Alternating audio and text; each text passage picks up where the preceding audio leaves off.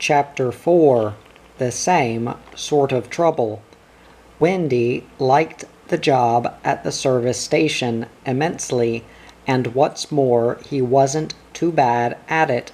The boss was inclined to be a bit fussy about tidiness, but Wendy could be tidy enough if he concentrated. After the first couple of weeks, they let him have a go at greasing and servicing cars without being watched or checked up on.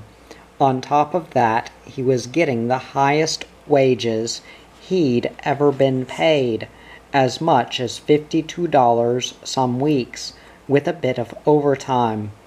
One of the blokes in the workshop sold him a '36 Morris 8 for $90, and Wendy paid it off in 7 paydays. At first, it was hard for him to believe that he actually owned a car of his own, but he was very soon confronted by the reality of it, because from then on he spent all the time and money he could spare doing it up. As soon as he got one thing fixed, something else would pack up. So the thing stayed in much the same condition as it was in when he bought it, only just mobile. Not that Wendy cared about that particularly. He had nothing else to spend his time and money on. About 4 months later, they let him have a go at running the lubrication department on his own, paperwork and all. The boss said that if he could keep it up for a while without any major hitches, he'd think about promoting him to permanent lube bay attendant, and he'd get a rise into the bargain.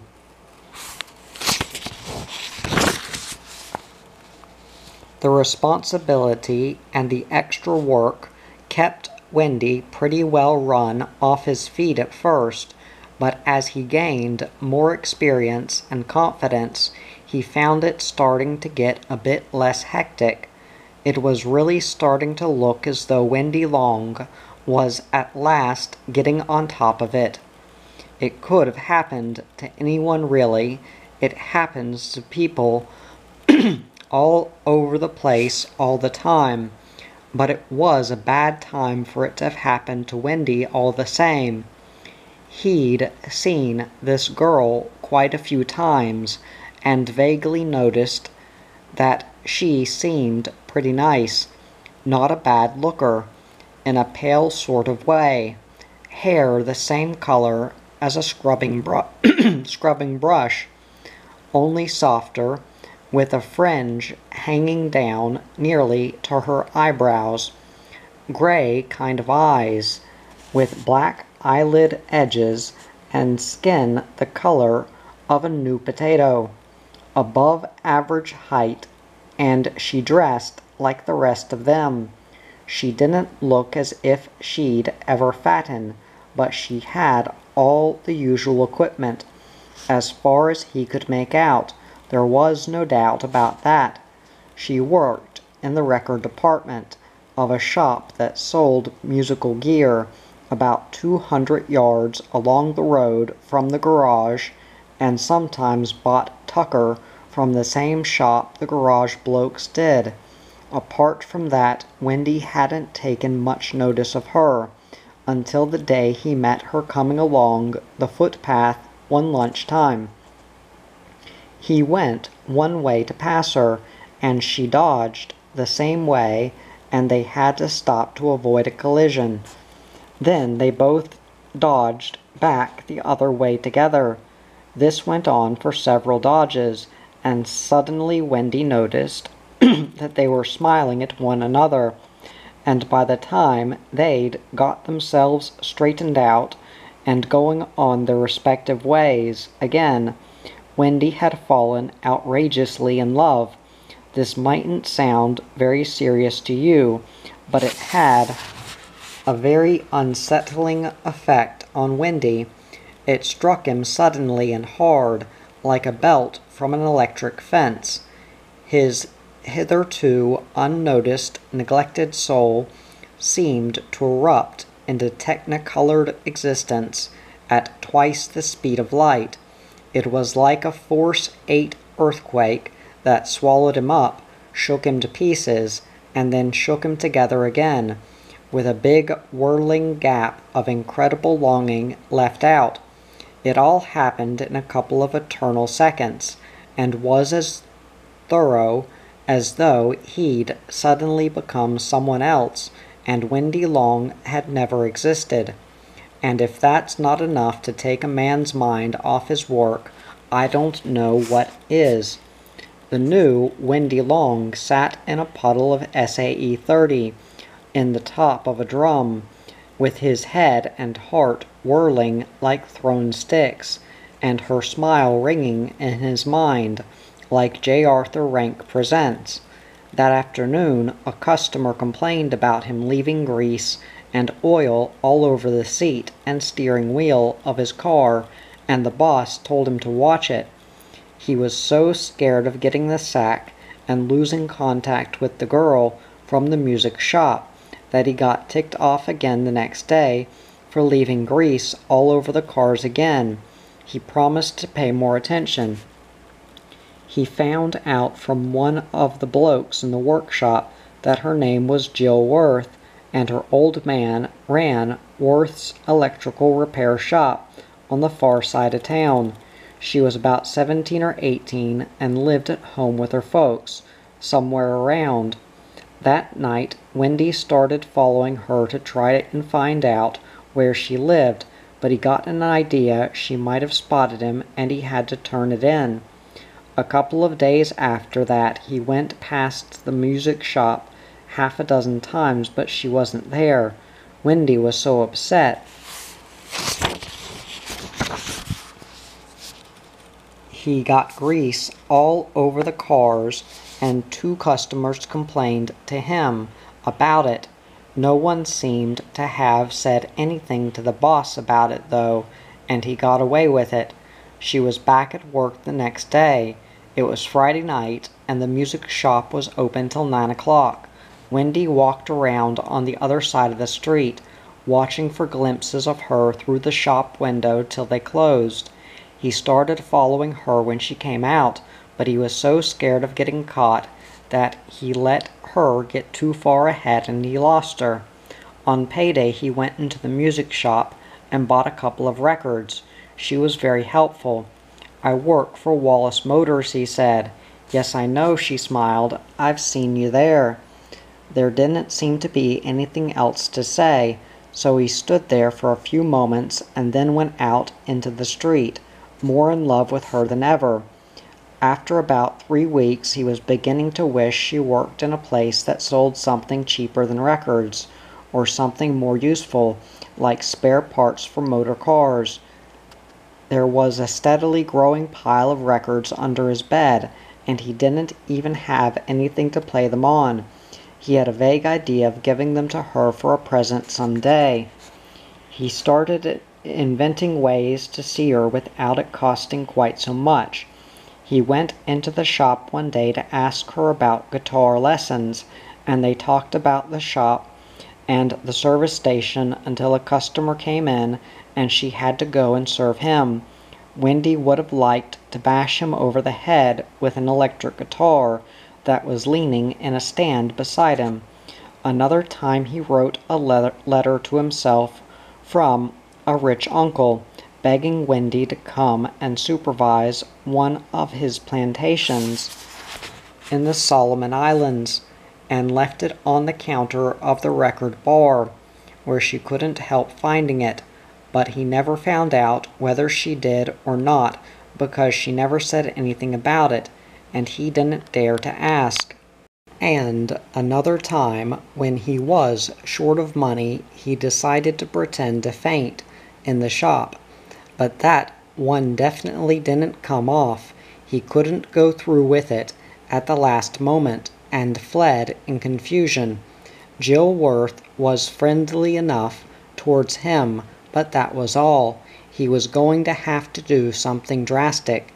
Before he did something disastrous, and ruined the whole thing. So he made up his mind to ask her to go to the pictures with him. On Friday night he went home and got dressed up, and then drove back into town. He walked into the music shop as though he was going to rob it.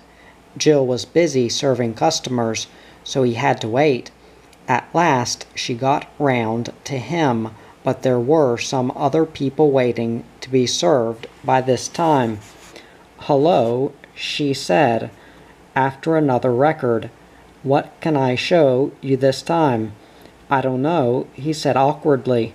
She leaned across the counter towards him, and he leaned back out of the way. "The Beatles' latest album came in today, and it's practically sold out already. Would you like me to keep one aside for you?" "Yes, miss." "Would he like it come at the pictures with us tomorrow night?" replied Wendy. "Beg your pardon. Do yer wanter come to the pictures?" "The pictures? Yeah." "Oh, when? Tomorrow night be okay?" "That sounds nice," she said. "What's on?" Wendy didn't know. He felt like crying or dying or smashing something. "Don't know," he said. "There's often a good one on at the plaza." She said helpfully, "Would you like to go there then?" "That'd be very nice." She smiled. "Right-o," he said, and he turned and pushed his way roughly past some people who were coming in the door of the shop. Out in the street he wanted to run for miles, with shame and love and hope and joy. But instead of that he got into the car and tried to remember if she'd really said she'd come to the pictures, and if it was tomorrow night, and where was he going to pick her up, and when.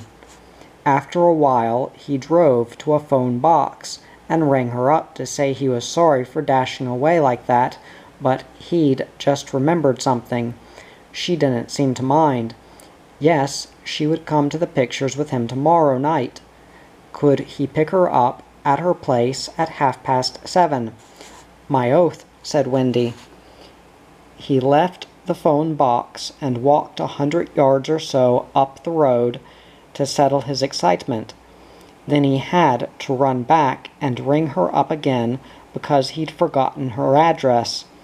She didn't seem to mind and told him to write it down this time, so he scratched it on the wall of the phone box with a valve core he had in his pocket. Next day was a half day at the service station. In the afternoon he drove round to the phone box to get Jill's address, and started the car a few times to make sure it was still working okay. He was ready an hour and a half before it was time to leave.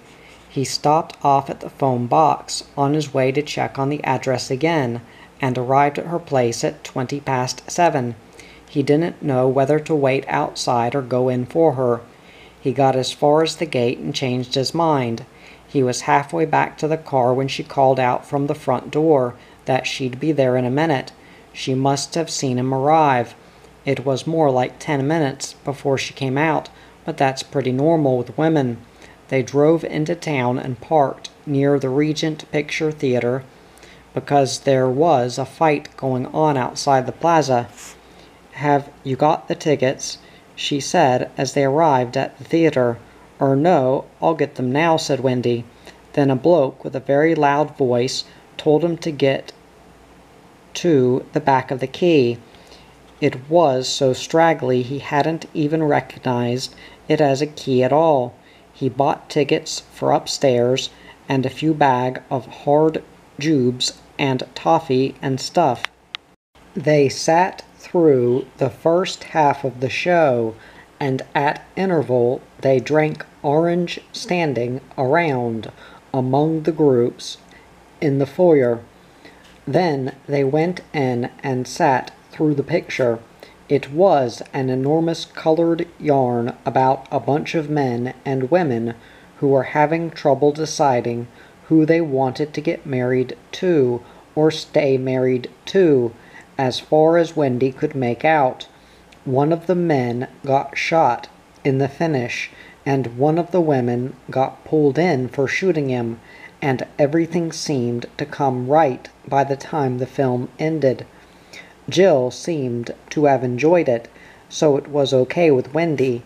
About 75 yards on their way home from the theater,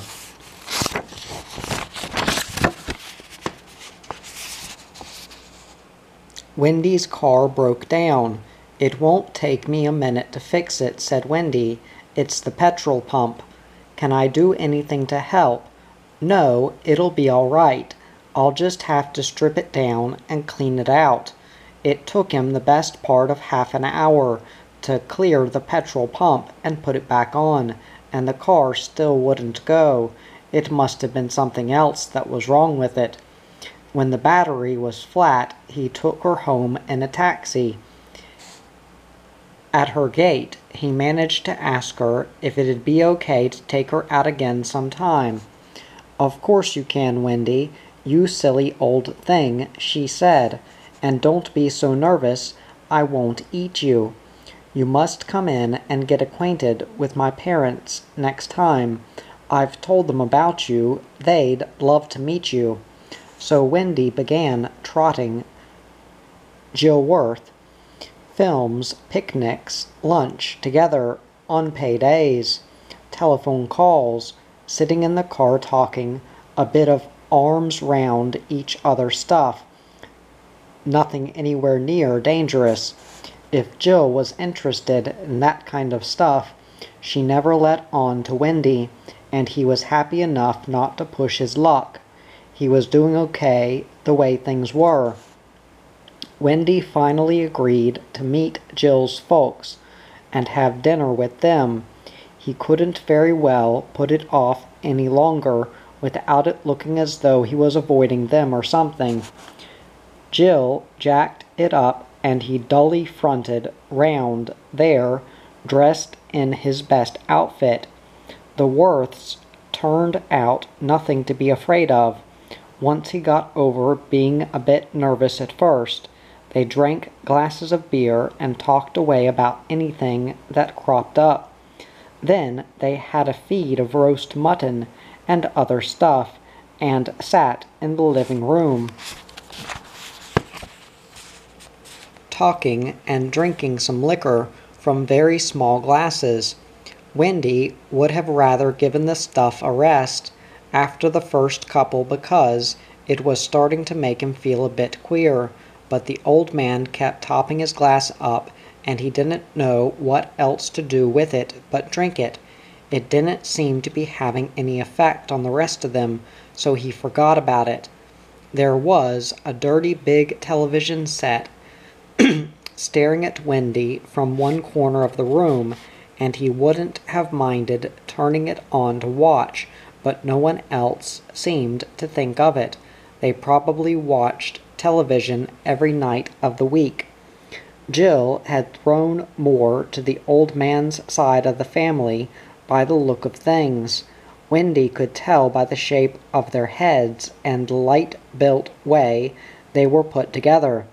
Her old lady was carrying a fair bit of condition.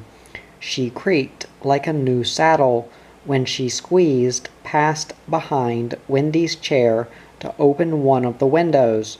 The old lady must have noticed Wendy looking them over because she said, "Everyone says that Jillian inherited her father's looks and her mother's brains, Wendy." "Yes, it's a pity it wasn't the other way around," joked the old man, topping up Wendy's glass again. "She might have had a bit more business sense." "Well, you can't very well blame me for the way I was born," said Jill, "can they, Wendy?" "You don't want to worry about it too much," he said, reassuringly. "You get a lot of that sort of thing with breeding. Never know what you're going to come up with." "Really?" blinked the old lady. Yeah, one of the artificial insemination blokes was telling me about it a while back. Reckoned it all depends on the hormones and genes and things. That's why you can't put a black dog across a black bitch and come up with a litter of tan and white pups. Well, it just goes to show you, doesn't it? Jill said. Yes, said the old lady. Have another nip, offered the old man. The conversation seemed to fall off for a moment, so Wendy said, Is this the lot? Waving his glass towards Jill. Pardon, have you got any other kids besides Jill? No, said the old lady. She's our one and only. After she was born, the doctors warned me it would be dangerous to have any more children. You get the odd cow run into the same kind of trouble sometimes, sympathized Wendy. Once the old breeding gear packs up on 'em, they've cut their load. The only thing you can do with them after that is shoot 'em off to the works and get what you can for 'em. You must have done a lot of farming, said Jill. A bit, admitted Wendy modestly. I must have worked on about 20 or 30 different farms, on and off. That's a lot of jobs for a young chap like you to have had, isn't it? Said the old man.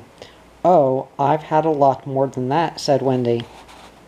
Wendy went on to tell them about some of the 47 odd jobs he'd worked on in the 5.5 years since he'd started out.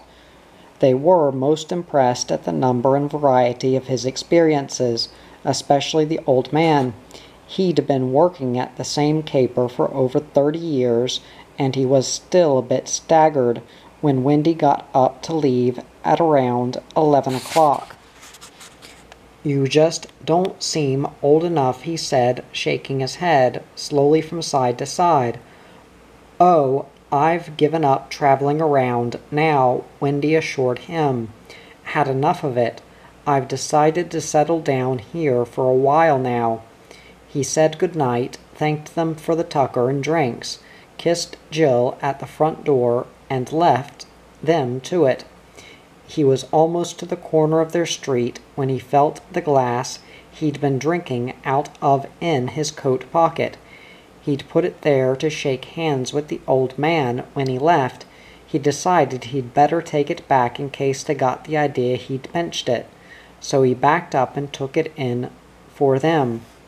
On his way down the path along the side of the house, he suddenly heard the old man's raised voice coming through the partly open living room window. Like hell you are, that bludgeoning swine's got no money or anything else. He's nothing but a lying, lazy drifter. Wendy put their glass on the doorstep and drifted lazily on round the far side of the house and back out to the road and drove home. He didn't want to butt in on a family argument. Wendy wasn't a drifter, not at heart. He would have been quite happy to stay on indefinitely at just about any one of the jobs he'd had. The sad thing about it was that if only he'd had a bit more time, a chance to familiarize himself with the work he'd taken on, he might never have made some of the mistakes that had caused him to get the bullet, like the time he plowed the house paddock instead of the hill paddock and accidentally ripped up the water pipes, for example, or the time he brought the neighbor's cows up from the road paddock and tried to put them through the wrong cowshed. How was he to know? They just looked like cows to him, if only he'd been there long enough to get to know the herd properly. And when a bloke gets the sack, there's not much else he can do about it, except drag his hook, move off and look for another job, and hope it'll keep him going a bit longer than the last one. You can't really call that drifting. I tell you, it's tough on blokes like Wendy. I mean, anyone can stick to a job if they're good at it, and they like doing it, but it takes real guts to keep going when you're no good at it and you don't like it, or the people you have to work with, especially if you happen to run into the odd spot of bother, like Wendy seemed to do from time to time. He didn't try to see Jill Worth for a while after that. He decided that if she wanted to see him, she could make the first move, but either she thought the same as he did, or she didn't want to see him. There were more complaints about grease left on seats and steering wheels, and the boss told him not to let it happen again. After a week of it, Wendy decided to throw his job in and travel through to Clinton to try his luck in the Big Smoke. He gave them a week's notice at the service station, and when it was up, he loaded his suitcase into his car and headed off to hide away in the city till his broken heart mended. It was only a 5.5 hour drive to Clinton, but by the time he'd gone a quarter of the way, other things had taken his mind off the condition of his heart. The condition of his car was one of them. She stripped the crown and pinion. A new one was going to cost more than he could afford, even if he had it. He only had about $55, and he was going to need every cent of it when he got to Clinton. He eventually swapped his car, as was, where was, for a motor scooter in good going order. The bloke he made the swap with put him onto a shortcut through to the main Clinton road that not many people knew about. The shortcut was a slightly rougher road than the one he was on, but it saved over 60 miles of travel, and Wendy was anxious to get there. Unfortunately, he didn't gain a great deal from having chosen the shortcut. He was making very good time at first, and this may have caused him to become a little overconfident, or it may have been the brakes on his scooter, which were a bit spongy. But whatever caused it, it happened. He came bowling over a rise, and there in the dip ahead of him were half a dozen cows lying all over the road. You'd have sworn the cows weren't quite used to having people bear down on them on motor scooters, shouting and waving, and then swerving off the road and flying over the bank into the creek with a loud crash. They were still lying there when Wendy climbed up out of the creek with his dripping suitcase.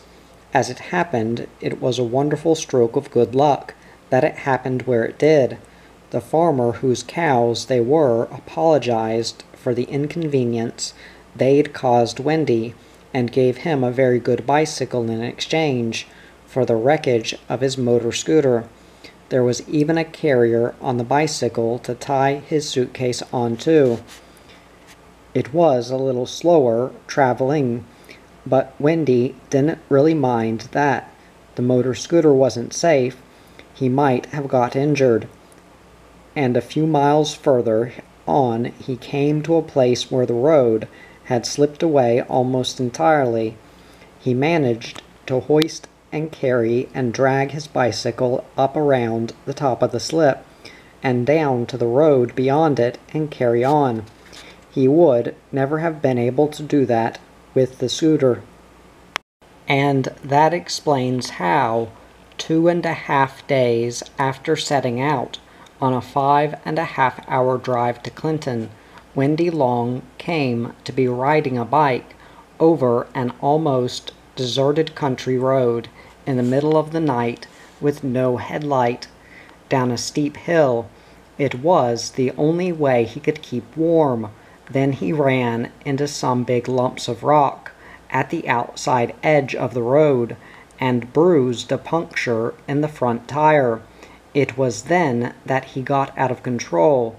He landed in thick fern, but there'd been a fire through it, and he got a bit scratched and bruised and blackened as he slid down a steep place after he'd landed. He found most of the things that had spilled out of his suitcase when the lid tore off it and dragged his bicycle and gear back on to the road and carried on, wheeling the punctured bicycle down the dark road. Then it started to rain.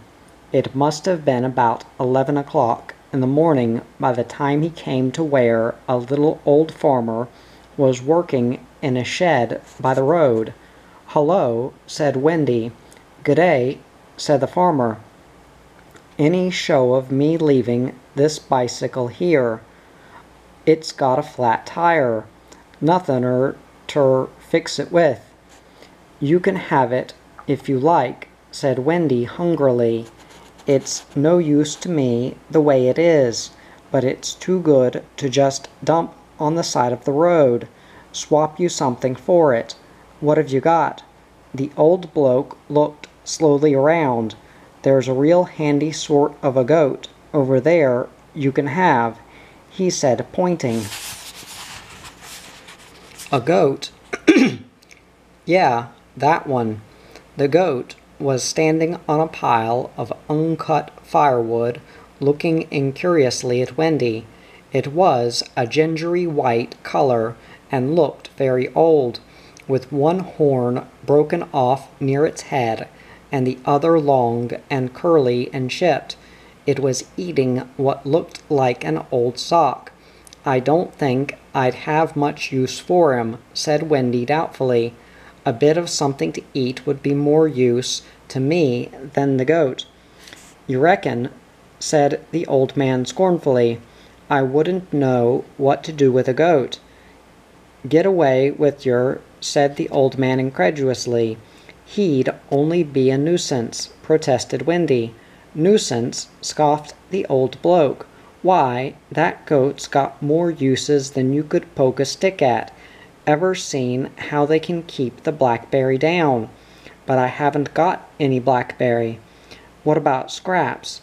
Ever seen 'em cleaning up Scraps?" "I haven't even got any of those," said Wendy wistfully. "Wish I had," he added. "You could even sell 'em," said the old bloke, as though that solved everything. "It doesn't matter, thanks," said Wendy. "You can have the bicycle for nothing. I don't want anything for it." "Nope, couldn't do that," said the old bloke definitely. "It's against me principles to take something for nothing. You'll have to swap." "But I don't want anything." The old bloke moved over towards the goat. I'll just put a rope on 'em and you take 'em with ya. He leads easy." Wendy decided that it'd be easier to get away from there if he did take the goat up the road a bit and then let it go.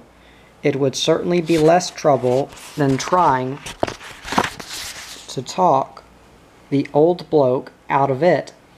He untied his suitcase from the carrier and leaned the bicycle against the fence and took the end of the goat's rope from the old bloke. Wendy was dead wrong when he thought it would be less trouble to take the goat up the road a bit and then let it go again, than try and talk the old bloke out of the deal. He had more trouble on the other end of that piece of rope than he'd ever run into at one time in his life, and that's saying something. For a start, it didn't lead easy as the old bloke had promised. It either hung back on the rope and let Wendy tow it along, or dashed ahead, nearly dragging his arm out of joint. "Its name's Bill," called the old bloke after them, short for Bill Goat. 2 corners away from there, Wendy tried to let the goat go, but it wouldn't keep still and he couldn't get the old bloke's knot undone. So he tied the rope round and round its neck and shooed it back down the road, but it didn't seem to want to go that way.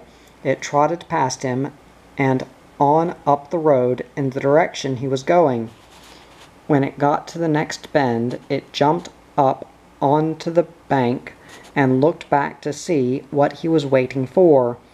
He decided to simply ignore it and walked on as though the goat didn't exist. Just after that, they came to where the road they were on joined a much bigger but still stony road. A signpost said Clinton was 76 miles that way, so Wendy started off along it. So did Bill Goat. There were quite a few cars and trucks passing along this road, but whenever one of them looked like stopping to give him a lift, Bill Goat came trotting back towards him to see what was going on, and the people in the cars, seeing that he had a smelly-looking goat with him, always drove on, except for one car that had to swerve into the bank when Bill Goat jumped off a cutting onto the road in front of it. There wasn't much damage done to the car, nor was there any chance of Wendy getting a lift with its driver. He had a go at taking the rope off Bill Goat's neck, so he could pretend it was a wild one, or at least didn't belong to him. But Bill Goat wouldn't quite let Wendy catch him.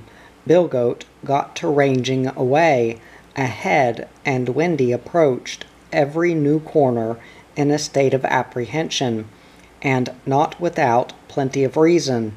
They were getting into a more heavily populated area by this time, and there was plenty of damage to be done along the way. Rounding one bend, he saw Bill Goat standing on top of the strainer post of an open gateway, and a livid farmer and his herd of skittery cows scattered for about half a mile along the road. Wendy tried to disown Bill Goat, but he could tell that the farmer didn't believe a word of it. He came round another corner just in time to see a swearing woman throw the remains of a loaf of bread at the fleeing Bill Goat. It looked as though he'd been eating it out of her mailbox. The woman had gone back into the house by the time Wendy got there, so he picked up a couple of lumps of bread and ate them when he was out of sight. It was the only food he'd had that day. At another mailbox, Bill Goat started eating the mail. Wendy managed to score a hit on his miserable ribs with a stone, and they didn't get caught that time. A little later, he lost sight of Bill Goat, but as he was passing a big house down off the road, he caught sight of him again, shambling belly deep through a magnificent flower bed. Wendy hurried on past and heard shouting suddenly break out behind him.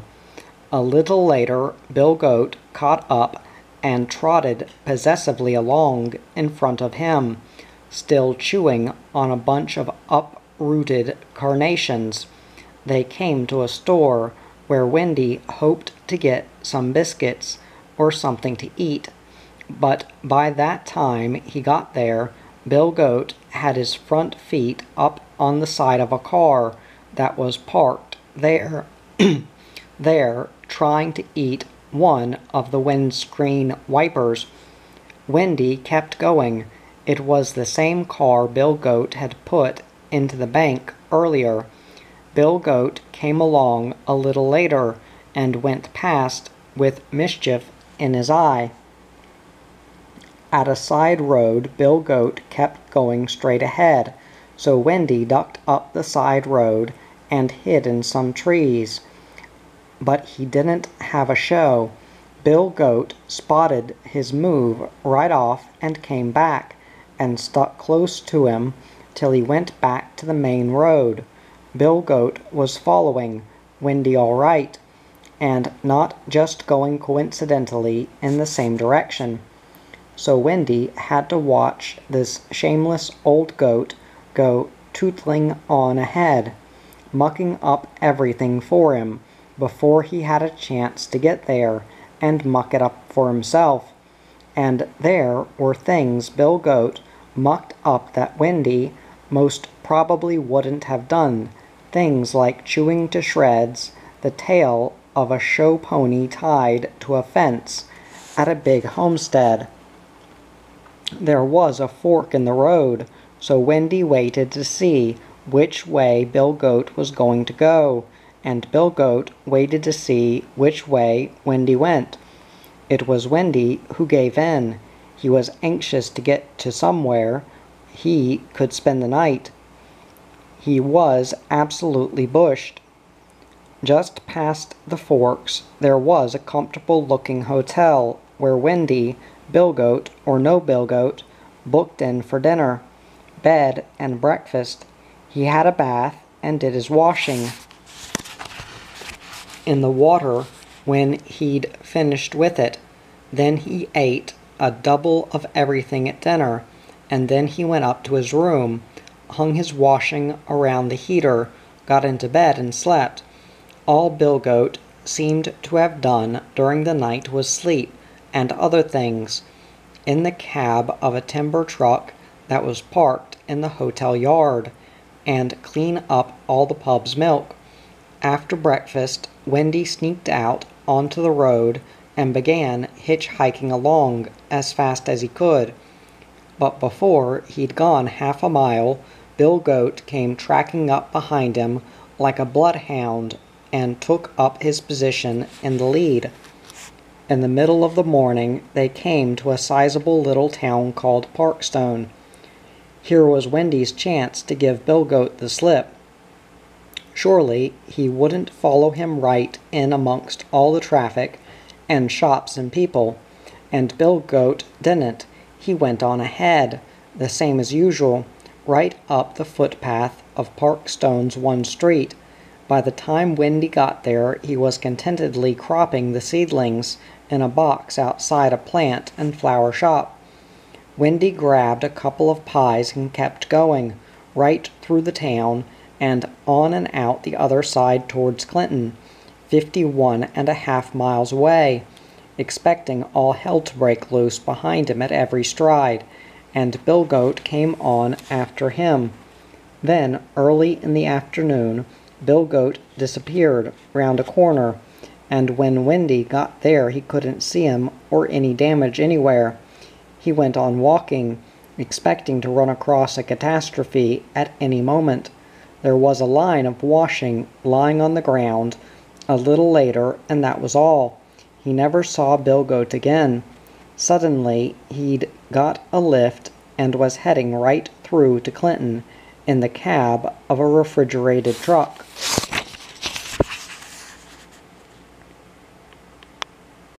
Chapter 5. A Change of Luck. Wendy paid 6 of his priceless dollars for a place to sleep and set off next morning, clean and refreshed, to seek employment in the big city. Clinton was bigger and more confused than he remembered it. He couldn't even recognize any of the places he'd seen on his one other visit to the place.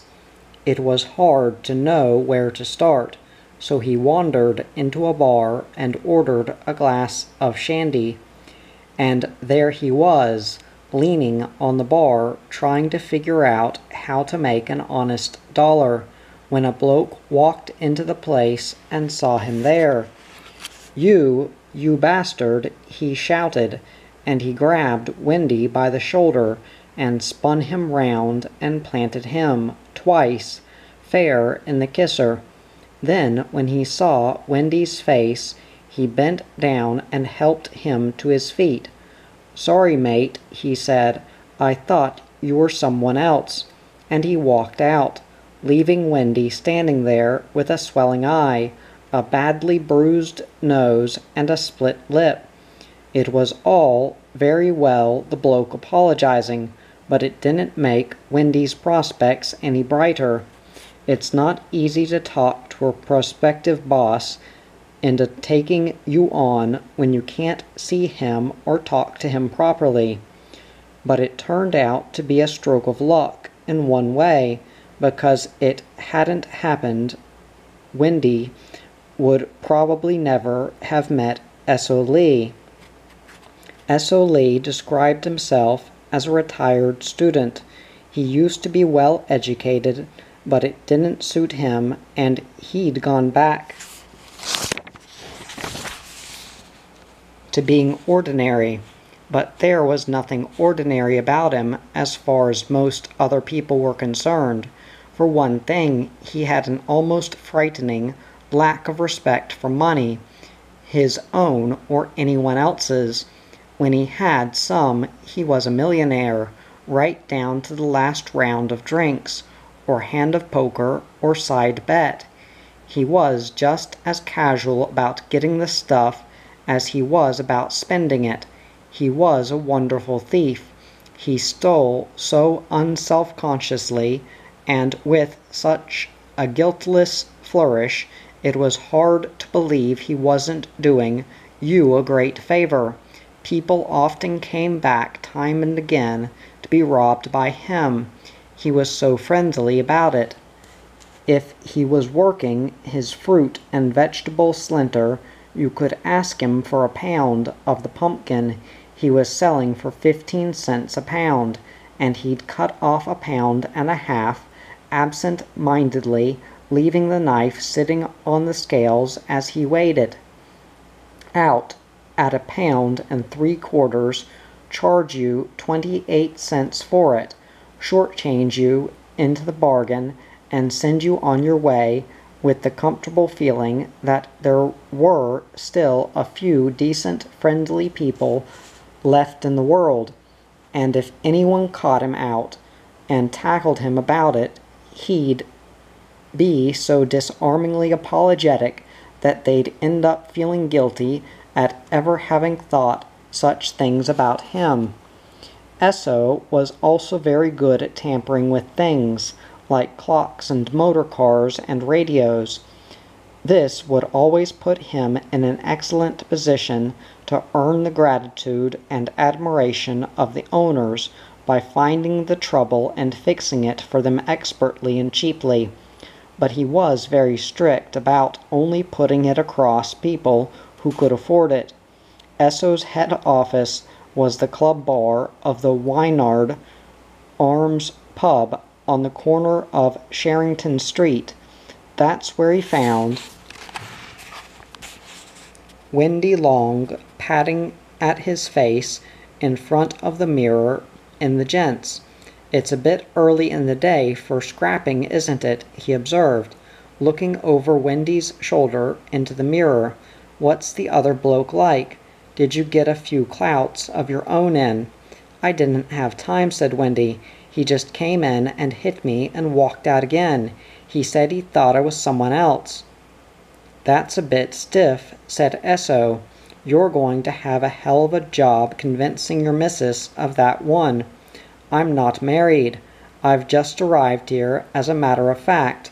I'm looking for a job. Had any luck?" "I don't know where to start looking," said Wendy. "I don't know the place." "What do you do?" "Anything that'll keep me going till I have a chance to look round." "Okay, come with me. We'll see what we can find." Wendy followed him up the busy city street and into a department store, where they caught the lift to the 3rd floor, where the offices were. "There's always a job or two going in these sort of places," said S.O. He bowled straight up to the receptionist. "My mate here needs a job," he said to the woman. "Who does he see about it?" "Mr. Wiley," she said. "I'll see if he's free." She went away through a doorway. "If he hasn't got time to see you," said S.O., "he won't have any jobs to offer you anyway. If he wants a man, he'll be free all right. The receptionist came back. "Mr. Wiley will see you now." "I'll wait for you in the pub," said Esso. "Good luck." Mr. Wiley was a saggy, sad, jovial bloke with bits of scribbled paper all over the desk in front of him. He seized Wendy by the hand and waved him into a chair.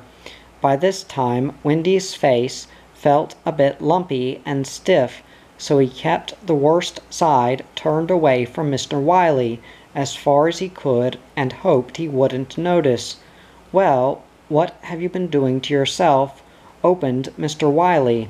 "Don't tell me you've been to the dentist." How did you guess?" "Ha, there's not not much that escapes me," said Mr. Wiley modestly, tipping back in his chair and hooking his thumbs into the armholes of his stretched waistcoat. Wendy would have liked to smile back at him, but he couldn't. It was too painful. "Well now, you want a job, eh?" "That's right. I'm afraid the only vacancy I can offer you at the moment is in our bulk store. What did you have in mind?" "Anything really. I've just arrived in Clinton, and I need a job rather badly." "How long would you be staying with us if you started here?" "As long as you like," said Wendy. "You're not just filling in time or passing through." "No, I'm looking for something permanent." "I have to ask," said Mr. Wiley. "We get a lot of university students wanting temporary work, and it doesn't suit us to train them for a short time. They stay." "All right, my lad, we'll give you a fortnight's trial. I'll take you down and introduce you to Mr. Flowers, our bulk store manager. Warner's department store took up the whole 6 floors of the building, and the bulk store took up the whole of the basement. The store hands checked the stuff as it came in from the warehouses and stored it and kept the various departments on the floors above supplied with stock. Wendy started working there at 8:30 the next morning. 14 months later, he was still working there. He had his usual number of setbacks, but in amongst all the setbacks of the other 9 store hands, Wendy's weren't so conspicuous. He'd come to be regarded as a permanent part of the organization. Apart from Baldy Flowers, the store manager, and the 2 clerks, there were only 2 store hands who'd been there longer than Wendy. He was more content with this job than any he'd ever had. He liked the city too. It was like his job. He could be anonymous in it. He had no ambition to live or work anywhere else. I told you Wendy wasn't a drifter. The gloomy old house at the bottom of the concrete driveway at 61 Fife Street was not shrouded in mystery, nor was it surrounded by, filled with, or cloaked in the stuff, but something damned mysterious had been done to the building itself. The rooms at one end of the house had been pulled down, and the timber and roofing iron had been used to build a kind of shed 20 feet away.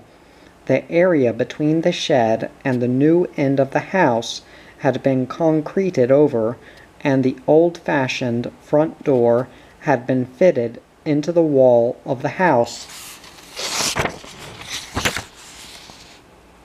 Opposite the door of the shed, Wendy made his way there after work one afternoon and slipped down the driveway, keeping close to the overgrown hedge, and soon he was standing at the door of the shed itself. It was nothing out of the ordinary as sheds go. about 12 feet by 16, gray-white weather boards, just as they'd been stripped from the walls of the house.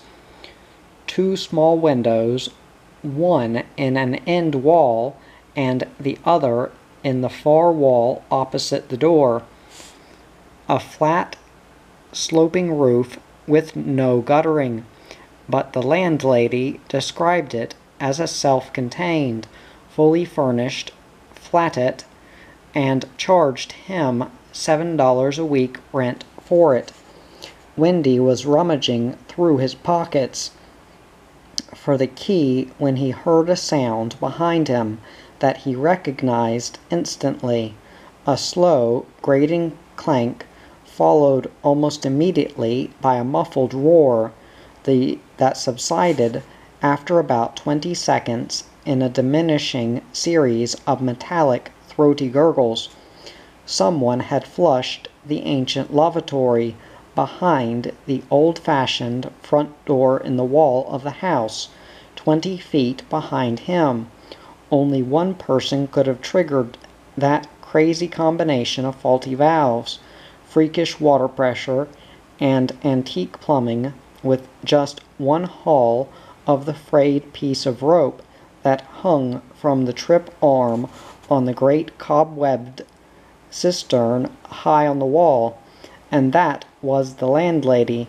And today was Friday. Friday was payday. Payday was rent day. And Wendy was exactly $1.15 short of his rent. It was too late to think of trying to dodge back out of sight up the driveway or round the corner, so he turned to face the situation as the lavatory door swung open and the heavily scarved figure of Miss Osbaldiston emerged, tugging at her skirts like something from the days of silent movies. "Oh, there you are, Mr. Long," she said, as though she'd just been looking for him in what she described as the facilities. "Hello," said Wendy. "Mr. Gates has just reminded me that it's rent day again, today," she said. "I'd almost forgotten." "It's not, is it?" "Oh, yes it is, Mr. Long," she contradicted him firmly. "Well, what do you know about that? It completely slipped my mind." "Why, you don't mean to say you haven't got your rent?" "I'm afraid not at this very moment," admitted Wendy. "You see, I thought today was Thursday, and I've forgotten to pick up my wages. I won't be able to get them until Monday now. I'm not at all satisfied with this, Mr. Long. You know what I told you last time. It still stands." "I'm very sorry if it puts you to any inconvenience," he said, "but there's nothing I can do about it until I pick up my wages on Monday." "Well, you'd better be sure it is paid on Monday," she said, with unmistakable meaning. "Once this sort of thing starts, there's no telling where it's going to end. Don't you forget now. I'll expect your rent as soon as you get in on Monday, and I won't be listening to any more excuses either." "It won't happen again," said Wendy. "I don't know. I've had one lot of bad eggs in the flatette after another. First those disgraceful girls, and now this." She turned and stalked away round the corner of the house, and a moment later Wendy heard the door of her room bang shut, with the usual rattle of loose window panes. He found his key among some bits of paper in his lunch and incidental expenses money pocket, and went in and flopped down on the bed. He lay there for a while, looking up at the little cluster of words penciled on the ceiling near the light shade. You couldn't tell what the words were without standing up on the bed, but he'd done that often enough to know it off by heart. "Osie is a dirty-minded old hypocrite." The two girls who'd lived in Miss Osbaldistone's fully furnished, self-contained, detached flatette before Wendy had been asked to leave because of certain ongoings, and according to Miss Osbaldistone, they'd left in the middle of the night, owing nearly a week's rent, and leaving the most disgusting filth written all over the walls. She'd had to clean off the worst of it herself before she could call in the painter to protect the reputation of the house. Wendy had examined the walls with deep interest, but they'd made a pretty thorough job of the painting, 2 coats by the look of it, and all he found was the writing on the ceiling that they'd overlooked. You'd only notice it if you were lying on the bed, looking at the ceiling in daylight. It was getting dark in the room, and he was thinking about getting up to turn on the light, when he heard a distant coughing that drew gradually nearer, until the papery, unbuttoned figure of Fred Gates appeared in the doorway. Wendy turned on the light. "Come in, Fred." Fred was Miss Osbaldistone's other tenant. He lived in 2 rooms down the opposite side of the house from her, and spent most of his days shuffling about in pre-war clothes, suffering from symptoms. He'd been ordered to give up smoking because of his perpetual cough, but he wasn't game to, in case he found out that the coughing wasn't caused by smoking at all, but by something serious wrong with him. He swallowed pills without water, and Wendy kept some in his room in case Fred had one of his symptoms while he was there. Aspros from a twinge, and codeine from a flutter, which was more serious. The range of Fred's eyesight and hearing fluctuated to suit the occasion, and Wendy was pretty certain that he was a lot shrewder than he made out. He also got the absurd impression sometimes that Fred had put his age up so he could retire early and suffer from poor health. Fred toiled slowly up the 3 steps, and paused at the top to catch his breath, and gaze back over the distance he'd covered so far. Then he came in and put a corroded cupboard door hinge with 2 or 3 screws rusted into it on the edge of Wendy's table. These might come in handy some time, he said, sitting on the wooden box he'd put just inside the door on his first visit 8 months ago. Then he coughed gently a few times and took out his tobacco tin and began rolling thin cigarettes, placing each one carefully in the open lid of the tin. "How's it going, Fred?" said Wendy, hoping he wasn't going to stay long tonight. "There ought to be a stop put to all this fruit," he replied after a few moments, without looking up from his smoke rolling. Some people might have found these conversational gambits of Fred's a bit confusing, but Wendy was used to them. He'd been informed by Fred at various times that there ought to be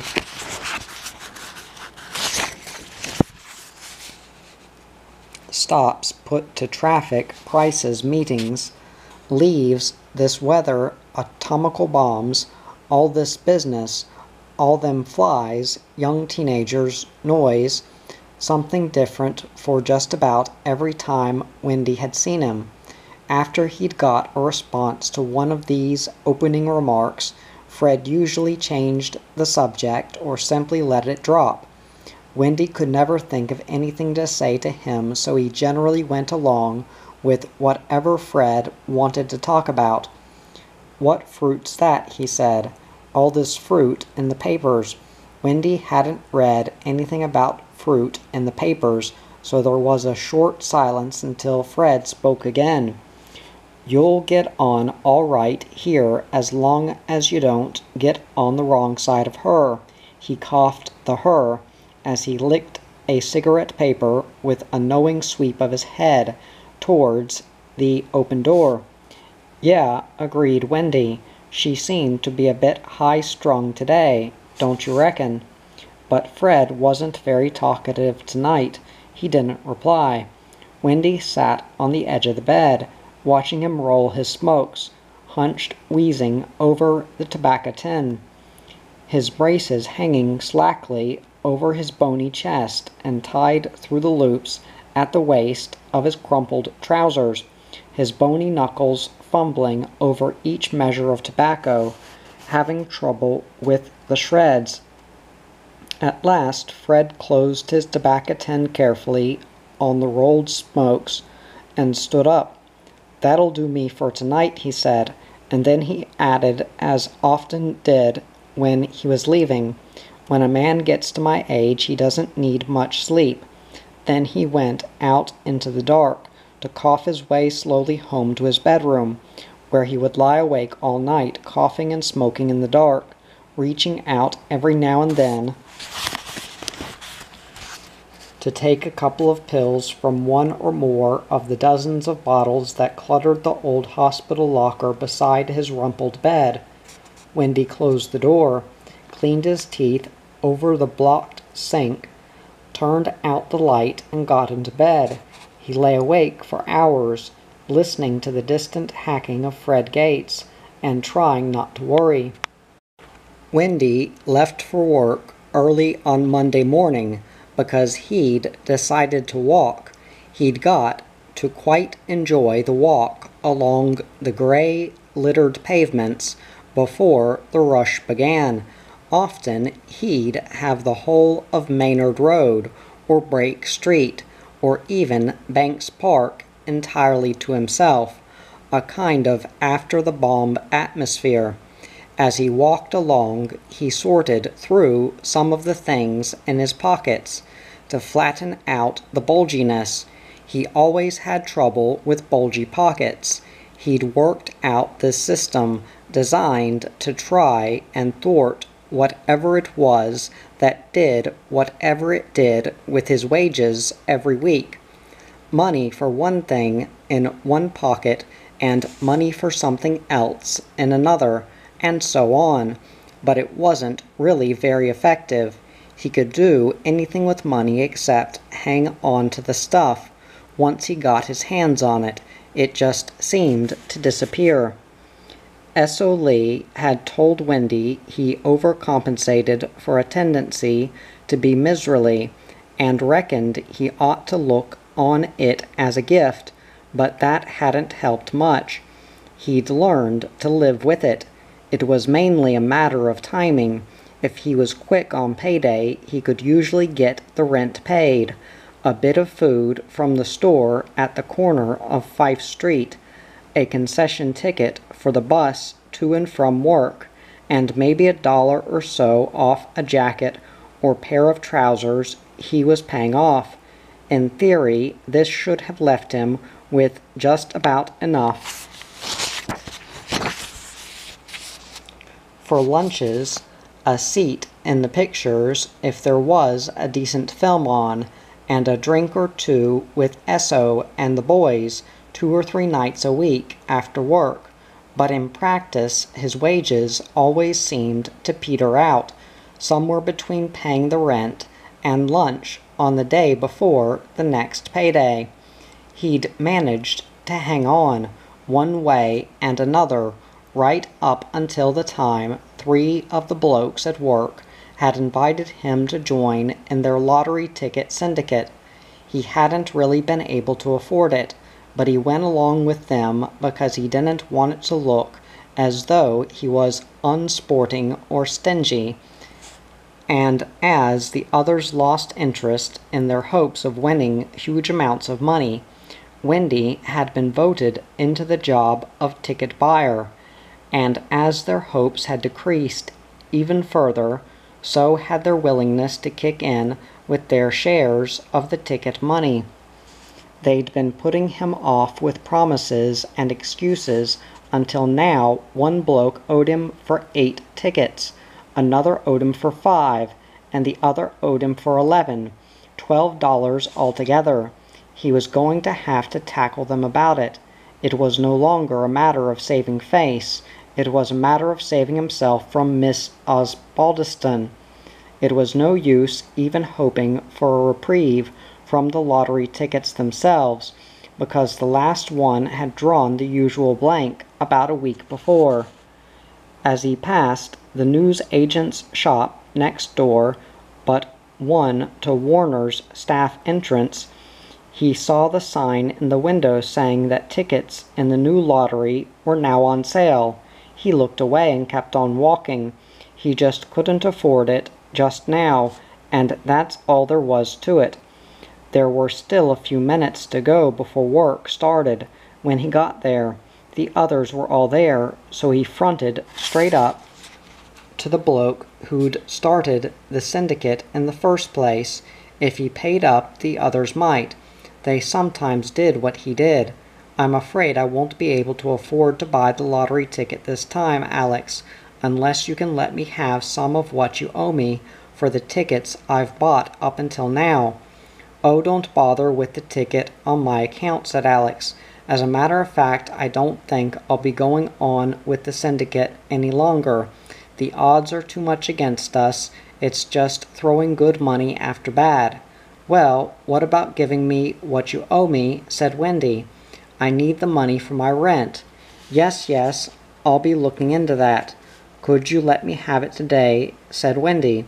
I'm liable to get kicked out of my flat if I can't get it today. I haven't time just now, said Alex. I'll look into it this afternoon. It wasn't looking too hopeful. Wendy bailed up one of the others round the end of some shelves. Alex had decided not to go on with the syndicate any longer. Roger, I was wondering if you could let me have some of your back ticket money today. It's up to $2.50 now, and I'm a bit hard up for it. Well, if Alex is pulling out, I'll have to pull out too, said Roger. I can't afford to support a third of the thing each time.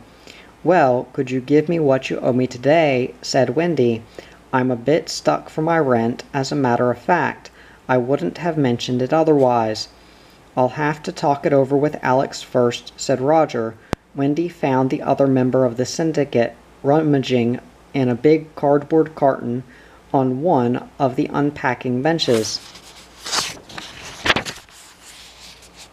The other two have decided not to go on with the syndicate, Harold, he told him. Well, it's no good asking me to go on with it on my own, complained Harold. I didn't want to be in it in the first place. It was Alex who talked me into it. It was all his idea. Well, how about letting me have what you owe me for your share of the tickets up to date? Even some of it would be a help. Are you still buying those tickets? I thought we'd given up that crazy scheme months ago. You owe me $5.50, said Wendy. That's a lot of money, said Harold. I don't mind a few cents each week, but $5.50. I'm on a strict budget, you know. Just some of it would do, as much as you could let me have today. How about it?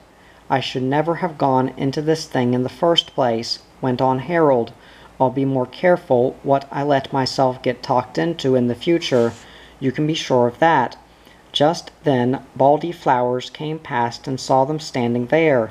He looked at the clock on the wall. Come along, you blokes, he said. Get on with it now. Work was supposed to start 4 minutes ago. You'll get us into trouble, hissed Harold accusingly, as Wendy turned away toward some crates of chinaware he was supposed to be unpacking. At lunchtime, Wendy went along to the newsagents to cancel the syndicate's standing order for lottery tickets. They were quite happy to cancel the order, but he had to take the ticket they'd kept for him in the current lottery. He'd ordered it, and he was responsible.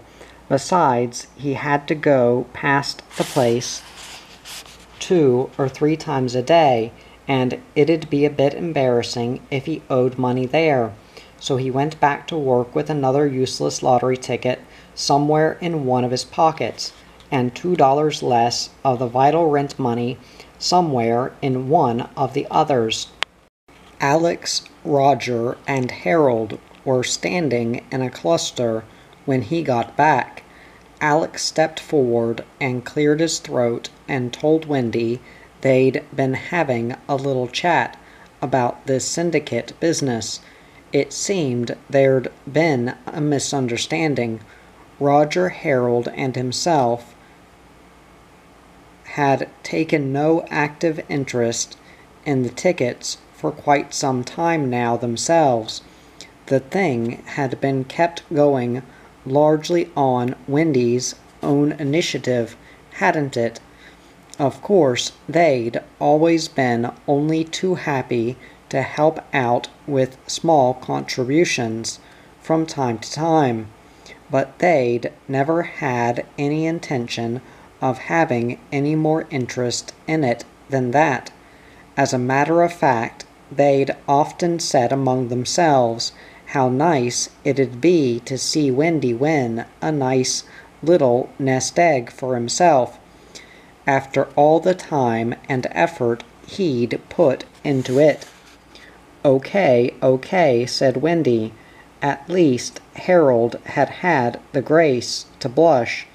He had a face on him like a bucket of bee stings. Wendy was really in the cart this time. What the hell was going to happen when he went home without the rent? She'd probably turf him out on the spot. He had a moment of hope when Harold sidled up to him at afternoon smoko and whimpered that he'd try and give Wendy a couple of dollars next payday. Wendy thanked him and went on with his worrying. Then about half an hour before it was time to knock off, he whipped into Baldy Flower's office and took 3 $2 notes out of their petty cash box, put one back again, and exchanged it for a single, and went home a bit stunned at what he'd done. Miss Osbaldiston became very understanding about him having forgotten the rent the moment it was paid. But Wendy had other problems by then. He couldn't shake off the feeling of guilty apprehension that haunted him until the following payday, when he managed to sneak the embezzled $5 back into the petty cash box. Since Baldy Flowers wouldn't have found out about it unless there'd been an audit, and there wasn't one due for another month or so, Wendy really hadn't had a great deal to worry about, but he'd done a hell of a lot of worrying. All the same, he'd have made a rotten thief. He wandered through his work, basking in the huge relief of having avoided disaster, ruin, and disgrace by the skin of his teeth.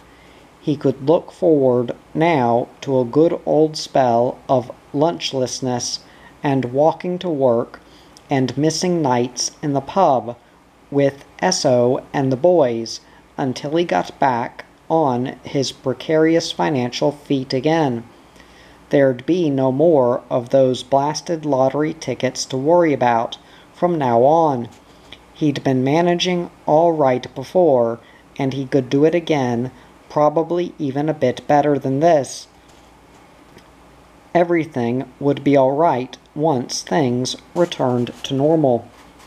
The Friday after he'd put the money back in Baldy Flower's petty cash, he was summoned into Baldy's office. There were 3 strange men who looked like detectives standing around in the office. You can imagine how Wendy felt. They checked his identity, and he had to empty everything out of his pockets onto the desk before he could find the last lottery ticket he'd had to buy. It was the one, all right.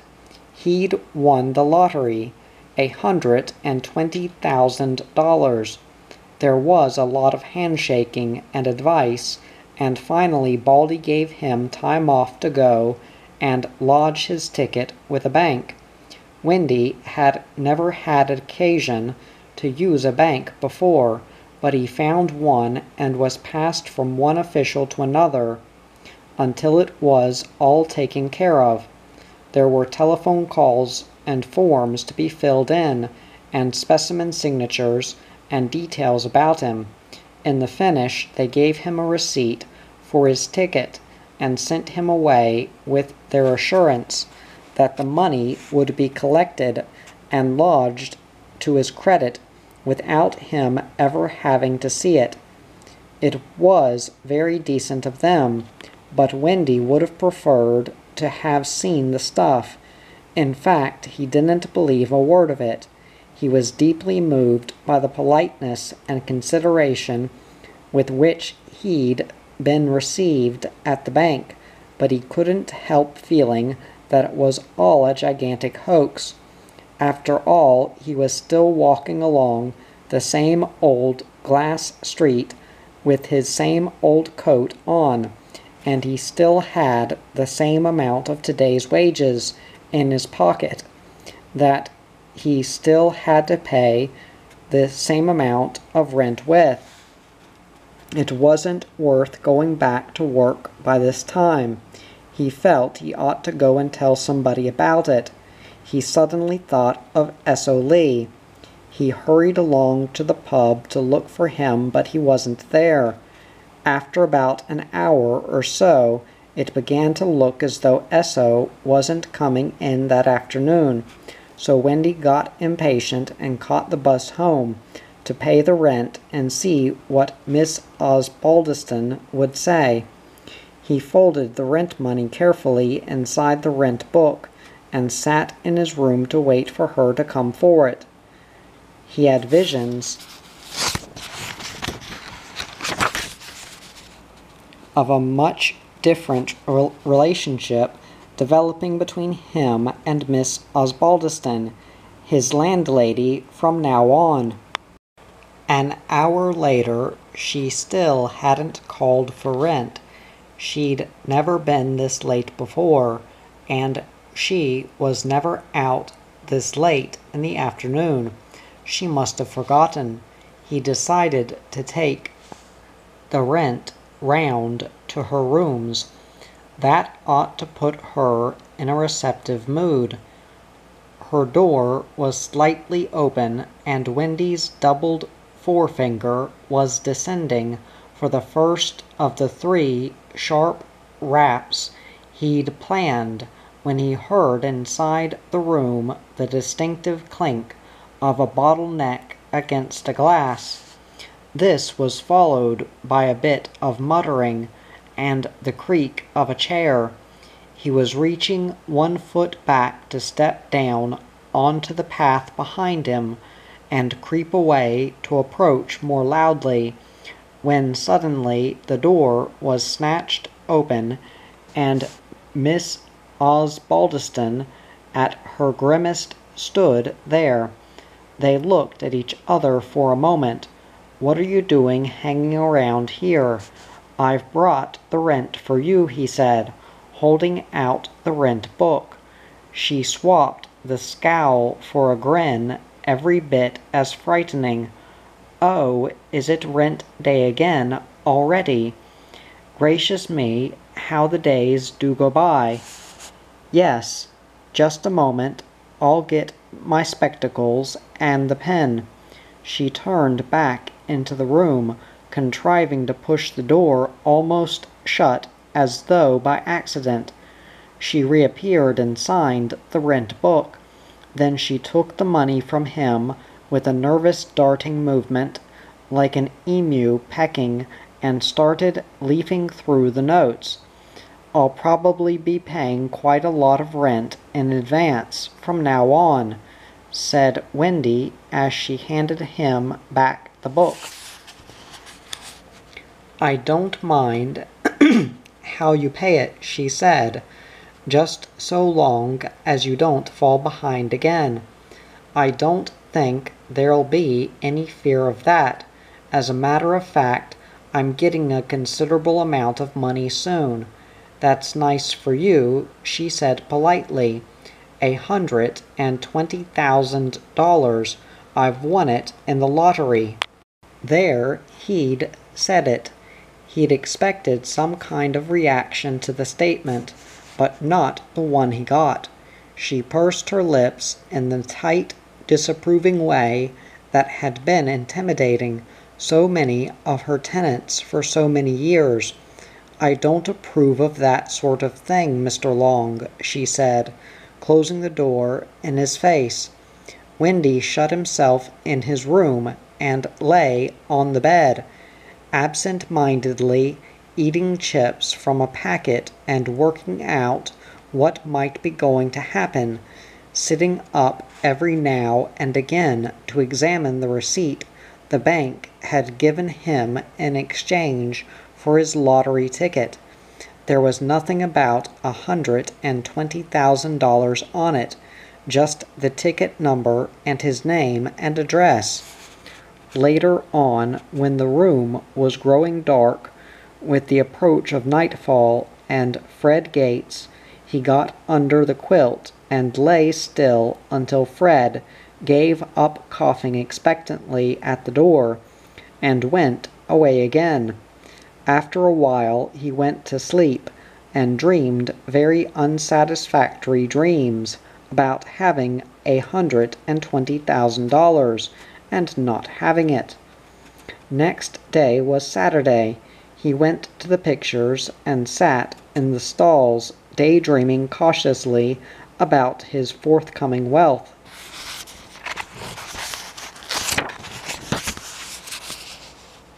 In the afternoon he went along to the pub, but Esso wasn't there. On Sunday he stayed at home and kept out of sight. On Monday he got up early and walked to work so that he could set off earlier.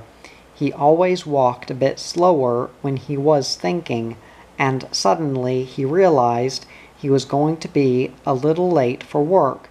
He told himself that it was probably expected of a man who'd just won $120,000 to be a little unpunctual for the first time in almost a year and a half.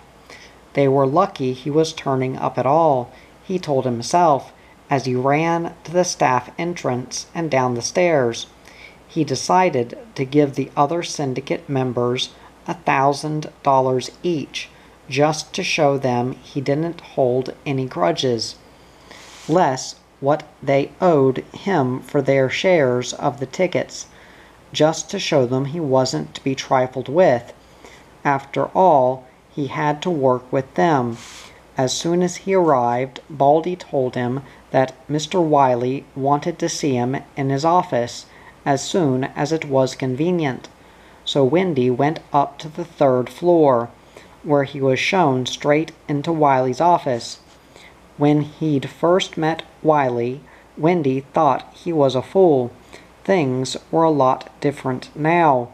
Wiley probably wanted to promote him, or just congratulate him, or even invite him to put money into the firm, but Wendy still thought he was a fool.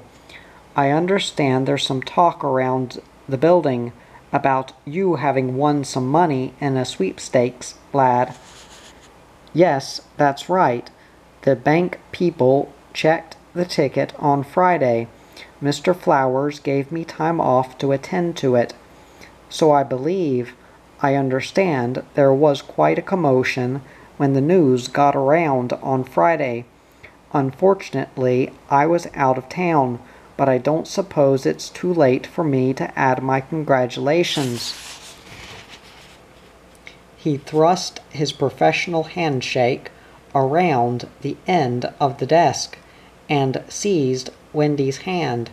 Then he suddenly let it go again without shaking it, and he'd subsided back into his chair before Wendy had lowered his hand from where it had been released. "Thanks. Well, I suppose you'll be leaving us, now that you're a man of independent means, eh?" Well, I haven't had time to think about it much. Oh, there'll be nothing to keep you here now. You'll be wanting to get out and see a bit more of the world. How the other half lives, eh? I haven't got the money yet. It may take a little time. Oh, I shouldn't think it'll take all that long. 2 or 3 days, at the most. And I'm sure you've got enough put by to see you through until that's done. I'd like to stay on here until everything's finalized, said Wendy uneasily. I'm afraid that's impossible. Wiley lowered his voice confidentially. The news of your, good fortune has caused quite a disruption in our routine here. And I'm sure you'll appreciate that the sooner we can all return to normal. He let his voice trail off in the manner of a man who is talking to someone who knows more about it than he does himself. But I'd thought of staying on here. Out of the question, I'm afraid, lad. Put yourself in my position now. The first time I have someone come along and ask me for work, or if I find myself a little overstaffed, I'd have to let you go. A man with your money holding down a job when there are people who need it, why, I'd have staff trouble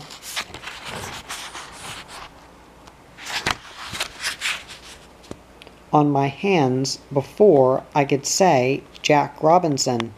I see, said Wendy. I'll work in with anything you say. That's the spirit, lad. As a matter of fact, I've taken the liberty of having the balance of your pay made up for you. You'll find it at the reception desk downstairs. I suppose that's just about it then, said Wendy, looking into the waste paper basket. Yes, just about, agreed Wiley, rising to his feet and plunging his handshake out towards Wendy. It's not going to be easy to replace you, but we'll make out somehow, and don't forget, if there's any way I can help you, don't hesitate to call on me. Thanks, said Wendy. I'll just go down and say goodbye to them in the store. I've got a surprise for them. I wouldn't bother to do that, lad, said Wiley. It's not really necessary. Wendy stopped in the doorway. As a matter of fact, explained Wiley, there's been a certain amount of feeling about the way you came by your winnings. That's not fair, said Wendy, suddenly angry and with nothing to lose. I paid for those tickets for weeks and weeks. They ended up owing me $12 for their shares of tickets I've bought and they wouldn't pay for, and they all dropped out of the syndicate when I asked them to pay up. Wiley was holding up his hand. Yes, I understand how it is, lad. People are often inclined to become a little unreasonable where such large sums of money are concerned. As a matter of fact, I've always tried to discourage speculations of this nature for this very reason. They so often lead to unpleasantness. I still say they're being unfair, said Wendy. Well, I never take sides in these things, lad, but I do have my duty to the firm and the rest of the staff, and there's no point in aggravating the situation, now is there? I'll get my pay on the way out, said Wendy, suddenly sick of the whole outfit. Wiley grabbed his hand again. I'd say good luck, but that's something you won't be needing, so I'll just say goodbye. Goodbye, lad. Wendy wandered along the street, feeling a bit jealous of all the hurrying people who had jobs to do and paydays to look forward to. Then he went into a tea room and ordered a pot of tea and some rolls. By the time he'd finished that, he was feeling much better. After all, a man who was having $120,000 paid into the Clinton Commercial Bank, just along Glass Street, any day now, didn't have to worry about a lousy job in Warner's department store. He could probably buy a department store of his own if he wanted to. It was the shock, the suddenness, the upsetting of his routine that was making him feel a bit lost and uneasy. Things would be different once he actually got the money in his hands, he told himself. He was dead right about that. He didn't want to go home right away, in case the landlady asked him why he wasn't at work, so he went along to the wine yard to see if Esso was there, but it was a bit early for Esso. He was probably out putting his name down for something that was hard to get, or one of his other activities. Some blokes would have settled down in the bar to wait. But Wendy wasn't much of a hand at boozing. He'd had a bash at the grog, several bashes in fact, but each time the grog had turned round and bashed him right back again. The mere memory of most spirits made him queasy, let alone the taste. Wine gave him an instant headache, and beer usually made him bloated and uncomfortable long before he discovered what it was that made other blokes imbibe it so enthusiastically. He hadn't at the time found anything he did like the taste of, but he drank to be sociable, and because he simply liked the atmosphere of pubs. He had his capacity worked out to a pretty fine art. An hour in the pub, drinking a 7-ounce beer every 10 minutes by the clock on the wall, was all he could safely permit himself. But that's not to say it was all he ever did permit himself. He wasn't much of a smoker either. Come to think of it, he'd never been able to concentrate on smoking long enough to get used to it. Just as well anyway, he'd never have been able to afford it. So here he was, wandering around the city at 10:30 in the morning. He wasn't going to see the day out in the pub, that was a certainty, and there were no films on until 2 o'clock. It was hot, and his feet hurt, and he wanted to go and lie down somewhere quiet, and not think about anything. So he got on a bus and went home. He'd been half expecting to get waylaid by Miss Osbaldiston, or maybe Fred Gates, but what happened was that he had walked, unsuspecting, into the driveway of 61 Fife Street before he realized that the street was full of cars and people, and suddenly he was mobbed by a whole crowd of people, flashing, popping camera bulbs and leaflets and questions and thrusting microphones. He couldn't make out what it was all about at first, and then he remembered the $120,000. His address must have leaked out, though they'd promised him it wouldn't. But what did all these people want? During the next few days he found out. Some of them were reporters who only wanted his life story, past, present, and future. The others just wanted money, plain old money. Some asked for it, others begged for it, others demanded it, prayed for it, or wept for it. It was disgusting. Some of them offered him things in exchange for it. Deals, partnerships, propositions, ownerships, 49%, stocks and shares, insurance, motor cars, books, sewing machines, clothes, houses, furniture, apartments, television sets, boats, holiday tours, and trips, real estate, refrigerators, cameras, patents, ideas, terms, gilt edges, banking facilities, an island. There were also letters and telegrams with offers of free trials, hospitality, money-back guarantees.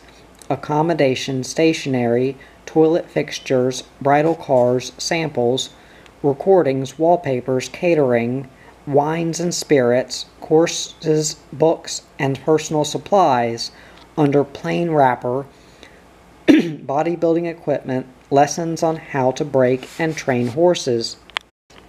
There were invitations for him to finance expeditions, airdrops to remote and suffering peoples, coach tours for spastics and intellectually handicapped children, an electroencephalograph for a tropical hospital, supplies of drugs for leper colonies, tractors for starving Asian rice growers, and dignitaries of more religious denominations than he knew existed, suggesting dozens of truly worthwhile ways for him to distribute his unearned wealth so as to bring the greatest relief to the greatest number of the most deeply suffering.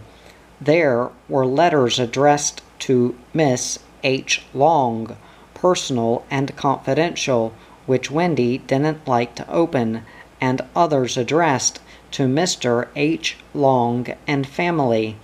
A letter from a medium passing on urgent messages from the spirits on the higher astral planes who were going to contact Wendy direct later on, and one only proposal of marriage from a woman called Bertha Flume, whose handwriting and spelling were atrocious.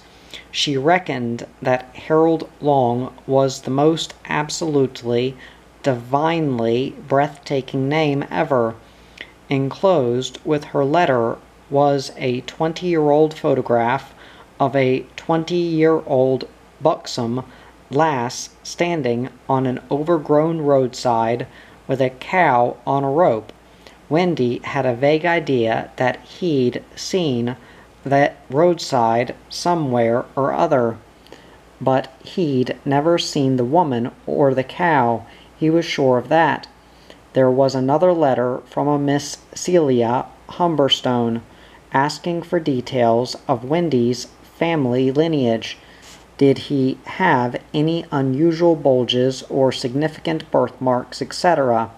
And if so, where were they situated? Enclosed, please find 1 5-cent stamp, the postage to cover, and so on. A steady stream of visitors and mail, all wanting something. The only one who came not armed with an ulterior motive connected with the $120,000, as far as Wendy could see, was Fred Gates, who came one evening and placed on his table a small tin sprouting a handful of rusty nails, which he said might come in handy some time. And the only one who got anything for his trouble was a small boy from down the road, who hung round asking for money until Wendy gave him 10 cents, just in case people thought he was heartless or stingy. The personal callers stopped rather abruptly, Wendy thought, after about a week, but the letters and telegrams trickled in for weeks afterwards. Wendy himself had emerged almost completely unscathed from the fray. All they'd managed to leave behind were a set of encyclopedias, complete with bookcase, on 30 days free trial, a set of double-bed linen someone had shoved in the window when he wasn't looking, a small washing machine some men had insisted on installing in his room for him to try out free of charge, and an old bicycle someone had forgotten and left leaning against the hedge in the driveway. After his recent experience with Baldy Flowers' petty cash box, no power on earth could have persuaded Wendy to commit himself to paying out lumps of money he wasn't even certain he was ever going to get.